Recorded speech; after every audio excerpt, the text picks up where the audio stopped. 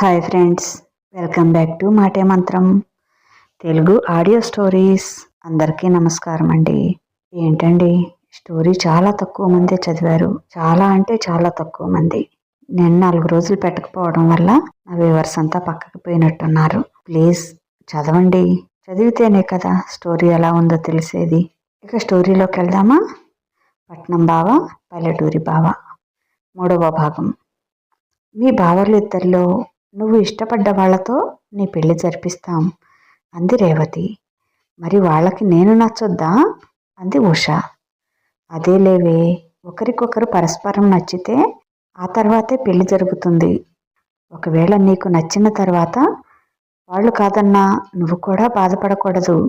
ఇప్పుడే చెప్తున్నాను ఆ మాట కూడా అంది రేవతి. ఓకే మమ్మీ, ఒకవేళ వాళ్ళు కాదన్నా నేను బాధపడను. మన బంధుత్వానికి ఎటువంటి ఆటంకం రాకుండా చూసుకుందాం అంది ఉష. నా బంగారు తల్లి చక్కగా అర్థం చేసుకుంటుంది. లేచి వెళ్ళి రెడీ అవ్వు, కాలేజ్ టైం అవుతుంది. టిఫిన్ కూడా రెడీ అయిపోయింది అంది రేవతి. టైం చూసి అమ్మో చాలా టైం అయింది, మాటలో టైమే తెలియలేదు అంటూ హడావుడిగా బాత్రూంలో దూరింది ఉష. జగదీశ్వరి వాళ్ళు ఉదయమే ఇడ్లీ, ఉప్మా, చట్నీ చేసి ఇచ్చారు. ట్రాక్టర్లో తీసుకువెళ్ళాడు డ్రైవర్ వచ్చి. ఆ తర్వాత అందరూ కలిసి చకచకా వంట పూర్తి చేశారు. దాదాపు 100 మందికి భోజనం. వాళ్ళు చాలా ఈజీగా చేసేశారు. విందు భోజనంలా బిర్యానీ, చికెన్ కర్రీ, 3 రకాల కూరలు, నిమ్మకాయ మజ్జిగ, 2 చట్నీలు, సగ్గుబియ్యం పాయసం కూడా చేశారు. ఈ రోజుతో కుప్పనొచ్చడం అయిపోతుందట. అందుకని ప్యాకెట్స్లో 2 స్వీట్స్ హాట్ వేసి ప్యాక్ చేశారు. ఇదేంటక్క, ఏదో ఫంక్షన్కి చేసినట్లు చేస్తున్నారు అన్నాడు జగదీష్. ఇప్పుడు అంతేరా, ఇది ఒక ఆనవాయితీ అయిపోయింది అంది జగదీశ్వరి.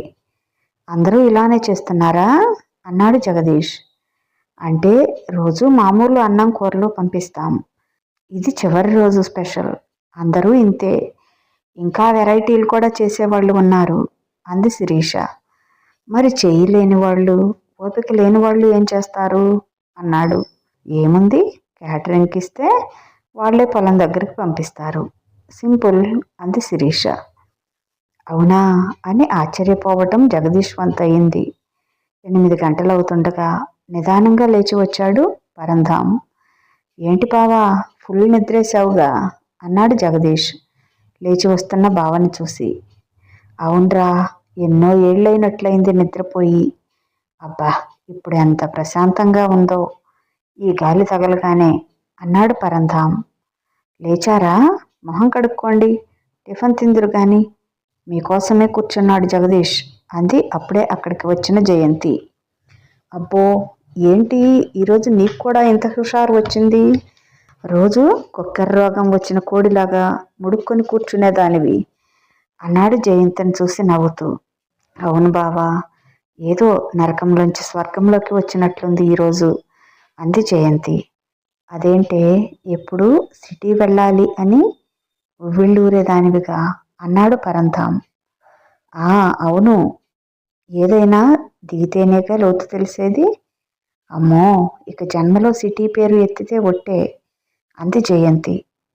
పరంధాం వెళ్ళి ఇంటెదురుగా ఉన్న వేప చెట్టు నుంచి ఓ పుల్ల విరిచి పళ్ళు తోమి శుభ్రంగా కడుక్కొని వచ్చాడు. జయమ్మ, ఇంక తీసుకురావే, ఆకలేస్తోంది అన్నాడు. ఏంటి చిన్నబావా, మంచి హుషారుగా ఉన్నావు అంది జగదీశ్వరి. అవునే జగ్గమ్మ, ఈ 4 రోజుల నుంచి తిండి తినాలంటే ప్రాణం మీదకి వచ్చినట్లుంది. మన ఊరి గాలి తగలగానే నిద్ర, ఆకలి వాటంతటవే పరిగెత్తుకుంటూ వచ్చాయి అన్నాడు పరంధాం. జయంతి ప్లేట్లో 4 ఇడ్లీ తెచ్చింది. అవి తిని ఇంకా ఉంటే పెట్టి చేయమ్మా అన్నాడు. కొంచెం ఉప్మా తెచ్చిపెట్టింది. అది తిని బ్రేహుమని తేంచాడు. మరీ ఒక్కసారి ఎక్కువగా తినకు బావా, కొంచెం కొంచెం ఎక్కువసార్లు తిను అన్నాడు. అది కాదులేరా, తిండికి మొహం వాచినట్లుందిరా మా పరిస్థితి. అదేందో చెప్పో బొప్పో అంట వాడిని తెచ్చిపెట్టాడు. వాడేదో వండి మా మొహాన వేస్తాడు. వద్దురా, మీ అమ్మ వండి పెడుతుందంటే వాడు వినడు. వాళ్ళని పెట్టి వండించుకోవటం స్టేటస్ అంట వాడికి. సరైన తిండి తిని ఎన్ని రోజులైందని వాడేమో పొద్దున్నే 2 ఎండిపోయిన రొట్టె ముక్కల్ని మా మొహాన వేస్తాడు. ఉడకని కోడిగుడ్లు, పచ్చి ఆకులు, కూరగాయలు ఇస్తాడు తినమని. అవి తింటుంటే వాంతి వస్తాదాయే. తీసి చెత్త డబ్బాలో పడేసి తిన్నామని చెప్పేవాళ్ళం. మీ అక్కని వంటగదిలోకి రానివ్వలేదు. ఏం చేస్తాం? పాలు, పళ్ళు, బిస్కెట్లు, మజ్జిగతోనే కడుపు నింపుకున్నాం. ఈ నెల రోజుల నుంచి ఏదో దేవుడిలో నువ్వు వచ్చి బతికించావు కానీ, లేకపోతేనా ఇంకో 10 రోజులు ఉంటే ఆ తిండి తినలేక సచ్చేవాళ్ళమేమో అన్నాడు పరంధాం. శిరీష నవ్వలేక చచ్చింది ఆయన చెప్తుంటే. చెప్పో బొప్పో కాదు చిన్నాన్న. చెఫ్ అంటే వంట శాస్త్రంలో డిగ్రీ పుచ్చుకున్నవాడనమాట. అది ఉడకని కోడిగుడ్డు కాదు, హాఫ్ బాయిల్డ్ ఎగ్ అంటారు దాన్ని. పచ్చాకులు కూరగాయలు కాదు, సలాడ్ అంటారు దాన్ని. భలే పేర్లు పెట్టావు చిన్నాన్న వాటికి. సిటీలో బాగా డబ్బున్న వాళ్ళు, బాగా బలిసిన వాళ్ళు అలాగే తింటారు అని పకపక నవ్వింది శిరీష. నా బొంద, ఏమి డబ్బే, కడుపుకి సరైన తిండి కూడా తినకుండా ఎంత డబ్బు ఉండి ఏం చేసుకోను? పచ్చి ఆకులు, ఎండిపోయిన రొట్టెలు తింటే గొప్ప అన్నాడు పరంధాం. సరేలేరా, ఇంకా ఆ దరిద్రం వదిలిపోయింది. ఇక జన్మలో ఆ సిటీకి పోయేది లేదు, అక్కడ ఉండేది లేదు. మా చావో బతుకో ఇక్కడే తెల్లార్చుకుంటాము. సిరమ్మ, నన్ను కొంచెం పొలం దాకా వదిలిపెట్టిరావే నీ బండి మీద.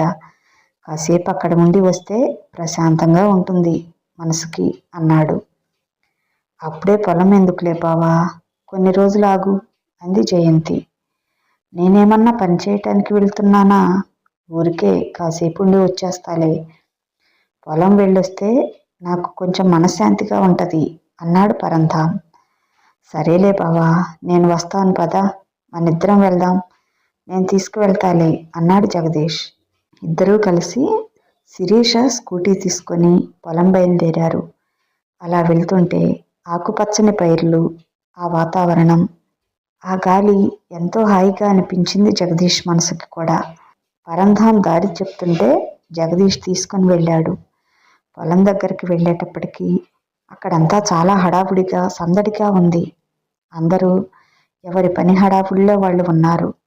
వాళ్ళందరితో అటు ఇటు చకచకా తిరుగుతూ ఏ పని చేయాలో చెప్తూ ఉన్న కుర్రాడిని చూసి వీడేనా అర్జున్ అనుకున్నాడు. ఎందుకంటే తన పోలికలు వాడిలో స్పష్టంగా కనిపిస్తున్నాయి. ఎండలో పని చేస్తున్నందువల్ల పిసరంత వన్నె తగ్గిన మేనిఛాయతో, కండలు తిరిగిన బలమైన శరీరం, చూడగానే ఆకట్టుకునే రూపం, హుషారుగా తాను పనిచేస్తూ చుట్టూ ఉన్న వాళ్లతో అంతకన్నా బాగా పనిచేపిస్తున్నాడు.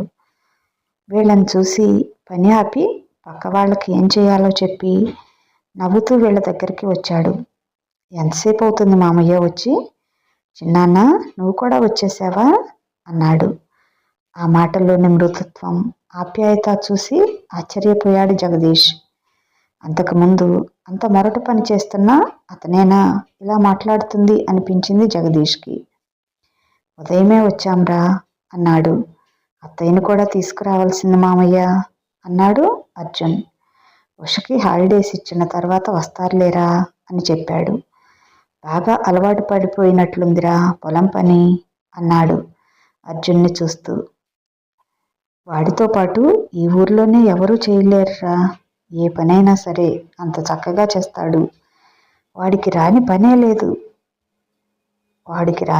లేదు, బంగారం వాడు అన్నాడు ఆప్యాయంగా అర్జున్ని చూస్తూ. సర్లే కానీ అప్పుడే వచ్చేసావేంటి చిన్నాన్న? మళ్ళీ డాక్టర్ దగ్గరికి చెకప్కి వెళ్ళాక ఒక్కసారే అప్పుడు రావాల్సిందిగా అన్నాడు అర్జున్. అక్కడ ఉండటం నా వల్ల కావటం లేదురా, మీ పిన్ని వాళ్ళ కూడా అవటం లేదు. ఇంకొన్ని రోజులు ఉంటే నేనేమో కానీ అది మంచాన పడేటట్లుంది. అందుకే వచ్చేసాము. ఆ గాలి, ఆ తిండి మా ఒంటికి సరిపడటం లేదురా.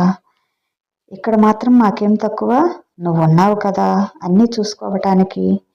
ఆ ధైర్యంతోటేరా వచ్చేసాము అన్నాడు పరంధాం. కొడుకు దగ్గర మాట్లాడేటప్పుడు కనిపించని ప్రేమ, ఆప్యాయత, ధైర్యం అర్జున్ దగ్గర మాట్లాడుతుంటే కనిపిస్తున్నాయి పరంధాంలో.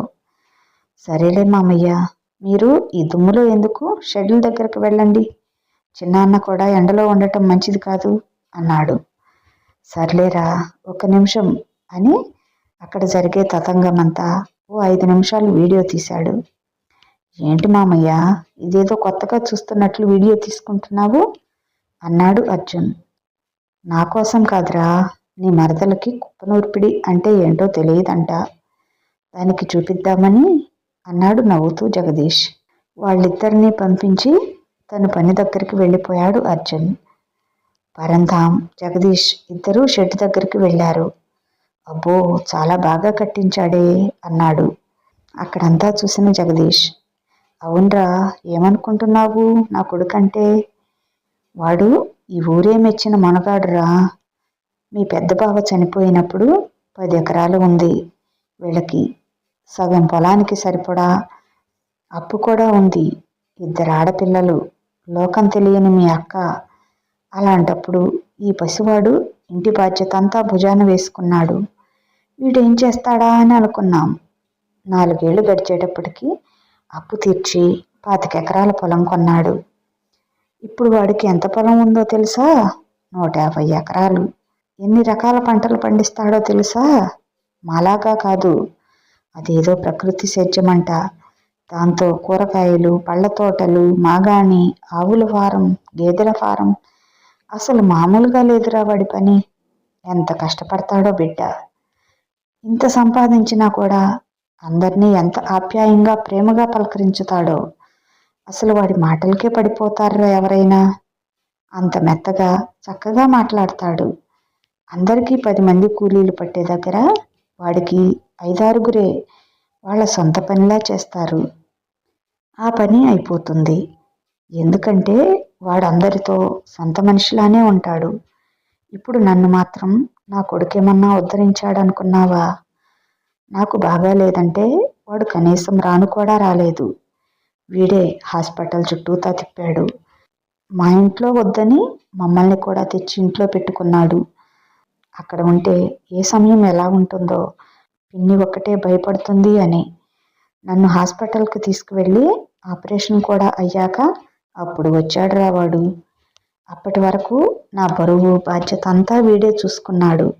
హాస్పిటల్ బిల్లులు కూడా వీడే కట్టాడురా. ఆపరేషన్ చేసిన మనిషిని అటు ఇటు ప్రయాణం చేపించడం ఎందుకు అని కొన్ని రోజులు అక్కడే ఉంచుకోమంటే అప్పుడు తీసుకువెళ్ళాడు రావాడు.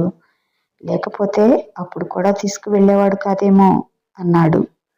వాడిని మేం బాగానే ప్రేమగానే పెంచాంరా. కానీ వాడెందుకో అంత స్వార్థంగా తయారయ్యాడు. నేను రెక్కలు ముక్కలు చేసుకొని తిని తినక రూపాయి దాచి 10 ఎకరాలని 50 ఎకరాలు చేస్తే దాన్ని ఉన్న ఫలానా అమ్మేసి ఆ కంపెనీ పెట్టాడురా. నాకు గుండె నొప్పి వచ్చింది కూడా ఆ దిగులుతోనే.